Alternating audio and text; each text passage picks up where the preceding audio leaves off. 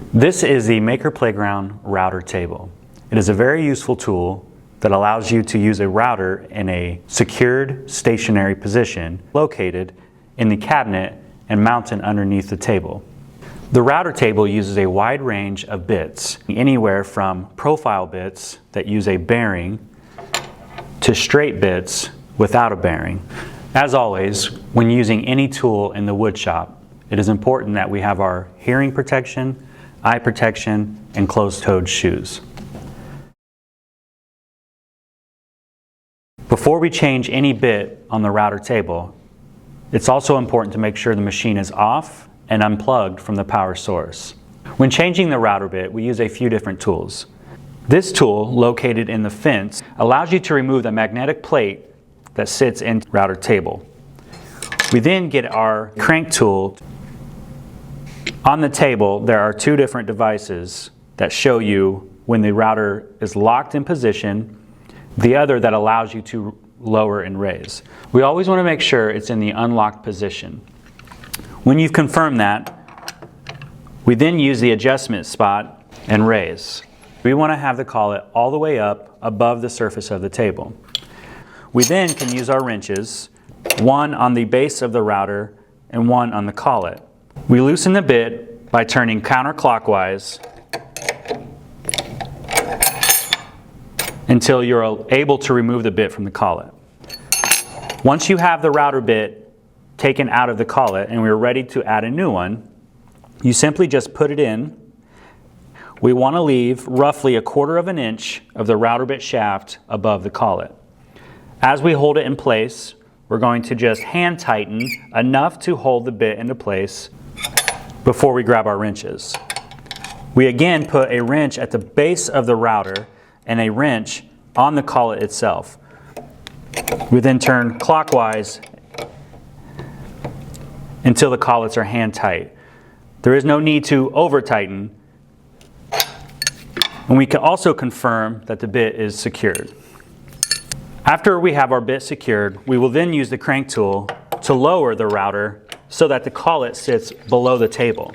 We do this in order to confirm what size plate we will be adding to fit around our bit. These plates come in different sizes that help accommodate the different size bits. So we want to choose the plate that allows the bit to safely fit in without hitting while it's running. We want to make sure that it is seated correctly by lining up the notch on the plate with the notch on the router table. The plate is magnetized, so there is no need to secure it with any screws. We will then lower our bit to the correct depth to achieve the type of cut we are looking for. Make sure it's in the locked position. It's important to put the tools back in. The tool to remove the plate sits on the edge of the fence.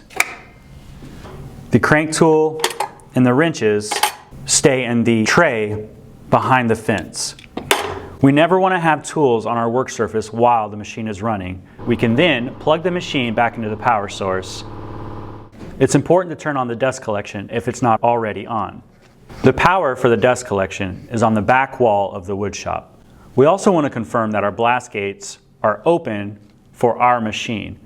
There are 2 blast gates, one above the machine and one on the wall. Once you've confirmed those are open, you're ready to start cutting your piece. The roundover bit has a bearing. This bearing allows the bit to ride along the edge of your work piece. It also will keep the router bit from cutting too far into your piece and potentially ruining it. It's important to use a test piece to confirm that your bit is at the correct height. Other useful tools while feeding your piece into the router bit are a push block and a push stick. To demonstrate, I will use the push block. To turn on the machine, we'll press the green start button. We want to allow the router bit to get up to full speed before we push our material into it. We then push our piece into the router bit until the bearing meets the edge. We then feed our piece from right to left at a consistent rate.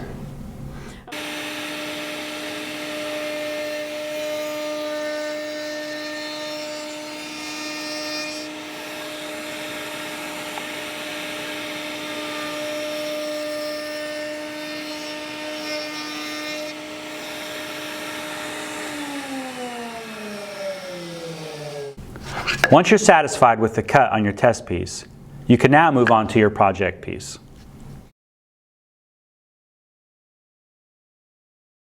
Here I've installed a straight bit. The straight bit is useful in multiple applications. Today I will demonstrate how to make a dado into our piece of wood using the straight bit. It's important to use the fence when using the straight bit because the bit does not have a bearing. It can accidentally cut too far into your workpiece and potentially ruin it.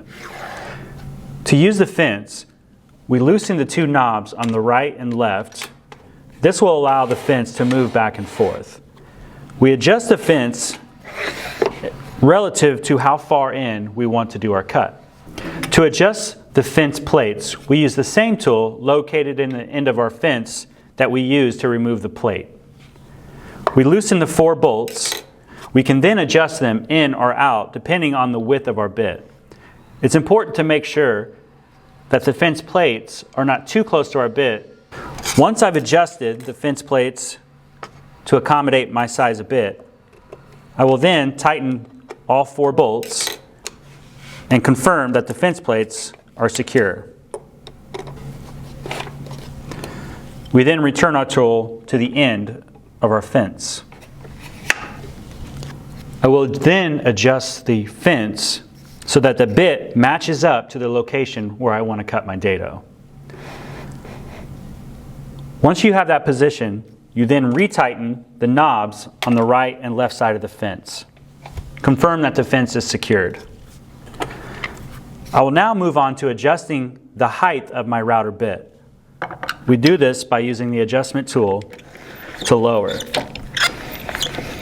A straight bit without a bearing can be aggressive, so it's important to use shallow cuts until we meet the depth of dado that we want.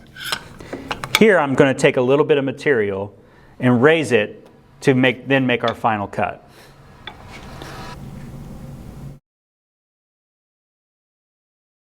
It's also important to note we want to make sure our piece is pushed securely against the fence. We can also use a push block or a push stick to help aid in pushing our work piece and keeping it secure against the fence. Again, it's important to move our piece along the fence from right to left at a consistent speed, not too slow, but not too fast.